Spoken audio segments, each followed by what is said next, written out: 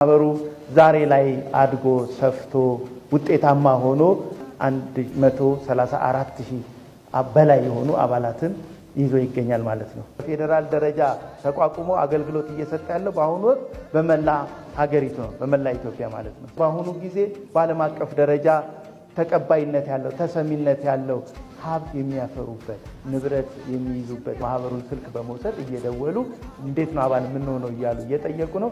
ስለዚህ ወዶ ፈቅዶ መቀበል የሚችልና ፈቃደኛ የሆነ ሁሉ ኢትዮጵያዊ አባል ሆኖ መስራት ይችላል። ማህበሩ ዋናው ተልእኮ ምንድነው ያል በሀገራችን ኢኮኖሚያዊና ማህበራዊ ለውጥ ውስጥ የበኩሉን ድርሻ መወጣት ነው። ዘላቂነት ያለው የገንዘብ ተቋም ሆኖ ህብረተሰቡ በቀላሉ ሊያገኝ በሚችል መልኩ መስጠት ማለት ነው። ዛሬ ከ70 እና 60% በላይ የሚሆነው የህብረተሰብ ክፍል ወጣት ነው፣ ስራ አጥ ነው፣ ቁጭ ብሎ ነው ያለው። ይሄ ሰው እስከ መቼ ነው? ስለዚህ ይሄ እነዚህ አካላት እጅግ ጥሩ በሆነ መስተንግዶ እንቀበላቸዋለን። የሚፈልጉትን ነገር ወደ ስራ ሊያስገባቸው በሚችል መልኩ ደግሞ እገዛ እያደረግንላቸው ባለሀብት እንዲሆኑ እያደረገ ያለ ማህበር ነው።